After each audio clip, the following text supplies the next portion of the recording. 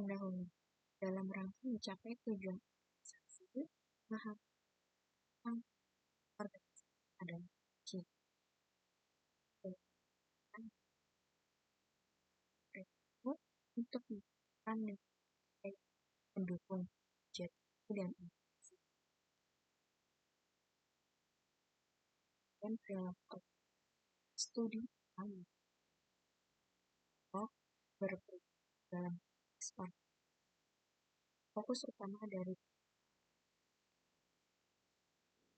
bagian kelompok dan struktur ruang lingkup perilaku organisasi mencakup berbagai aspek yang berkaitan dengan interaksi manusia dalam kerja dengan dapat lebih dalam mengelola sumber daya manusia dan mencapai tujuan. Ada di sini psikologi individu, memahami faktor-faktor psikologis yang perilaku seperti motivasi, persepsi, dan kemudian ada dinamika kelompok dengan menganalisis interaksi antar anggota kelompok dan bagaimana hal ini berpengaruh terhadap budaya. Kemudian ada budaya organisasi dengan meneliti nilai-nilai, norma, dan praktik yang membentuk budaya di dalam organisasi. Kemudian ada mengkaji berbagai gaya kepemimpinan dan perilaku. Tujuan ilmu perilaku organisasi. 1. Memahami dinamika sosial di kerja. 2. Meningkatkan kinerja organisasi. 3. Mengelola perubahan. 4. Meningkatkan kepuasan kerja. 5. Membangun budaya organisasi yang sehat. Aspek utama perilaku organisasi yaitu yang pertama adalah individu. Pengaruh kepribadian, motivasi, dan persepsi sangat mempengaruhi cara berinteraksi dan kinerja untuk meningkatkan keterlibatan produktivitas guna mencapai kepuasan kerja dan kelompok. Dinamika tim, kepemimpinan, dan komunikasi dalam kelompok yang berjalan dengan baik akan menunjang efektivitas kerja sehingga tujuan bersama bisa. Aspek lainnya yaitu struktur organisasi.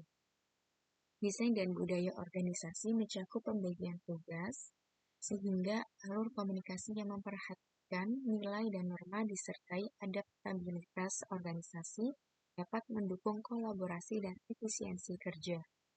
Kemudian yang terakhir ada lingkungan eksternal. Ekonomi, teknologi, hukum, dan globalisasi dapat mempengaruhi cara kerja karyawan dan interaksi di antar.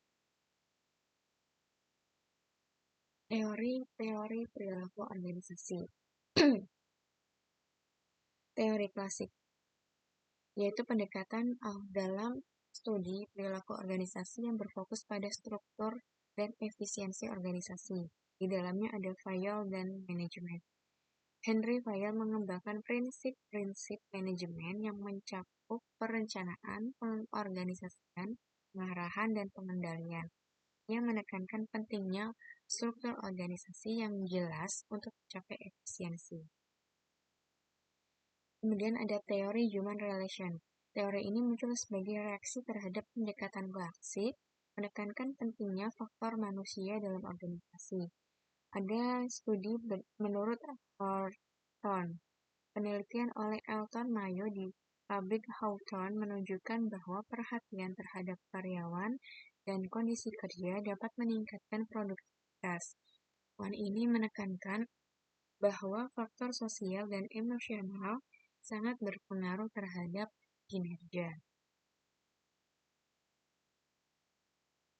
Faktor-faktor yang mempengaruhi perilaku organisasi yaitu faktor lingkungan eksternal, budaya organisasi, struktur organisasi, kepemimpinan, dan faktor individual. Kemudian tantangan apa saja yang ada dalam perilaku organisasi modern, yaitu globalisasi dan adanya perbedaan budaya komunikasi global. Kemudian dalam sisi demografis yaitu tantangan dalam kepemimpinan multigenerasi, dan inklusi dan diversitas. Di bidang teknologi ada adaptasi dengan teknologi baru, serta keseimbangan kehidupan kerja. Kemudian di dalam manajemen perubahan adalah resistensi perubahan dan komunikasi efektif. Kemudian ada kesehatan mental dan kesejahteraan karyawan. Tantangan di dalamnya berupa stres kerja dan program EAP. Aplikasi praktis ilmu organisasi yaitu dengan pengembangan tim, manajemen konflik, peningkatan keterlibatan karyawan, desain organisasi, dan pelatihan dan pengembangan. Berdasarkan materi tersebut, studi kasus yang diangkat adalah pada perusahaan Google. Dikenal sebagai dengan budaya kerjanya yang inovatif, di mana karyawan didorong untuk berpikir kreatif dan berkolaborasi. Fokusnya terdapat pada lingkungan kerja terbuka, desain ruang kerja yang mendukung interaksi dan kolaborasi, dan program 20% waktu. Karyawan diizinkan untuk menghabiskan 20% dari waktu kerja mereka untuk proyek pribadi yang telah menghasilkan produk seperti Gmail dan Google News. Studi kasus pada Starbucks berupa manajemen karyawan. Fokusnya adalah dengan program kesejahteraan karyawan dengan menawarkan tunjangan kesehatan, pendidikan, dan kesempatan pengembangan karir, serta adanya keterlibatan karyawan dalam keputusan dengan mengajak karyawan untuk memberikan masukan tentang produk baru dan inisiatif perusahaan. Kemudian pelajaran apa sih yang bisa diambil dalam materi kali ini, yaitu penerapan teori ke praktik. Studi kasus menunjukkan bagaimana teori perilaku organisasi dapat diterapkan untuk mengatasi tantangan nyata di kerja. Kemudian inovasi melalui budaya positif. Lingkungan kerja yang mendukung kreativitas dan kolaborasi dapat menghasilkan inovasi yang signifikan. Kemudian ada pentingnya keterlibatan karyawan, di mana dengan meningkatkan keterlibatan karyawan, akan berkontribusi pada kepuasan kerja, produktivitas, dan loyalitas pelanggan. Kemudian yang terakhir adalah kesimpulan. Dengan memahami konsep dasar dan perkembangan ilmu perilaku organisasi, manajemen dapat lebih efektif dalam mengelola sumber daya mereka. Pengetahuan ini tidak hanya membantu dalam meningkatkan kinerja individu dan kelompok, tapi juga berkontribusi pada keberhasilan keseluruhan organisasi.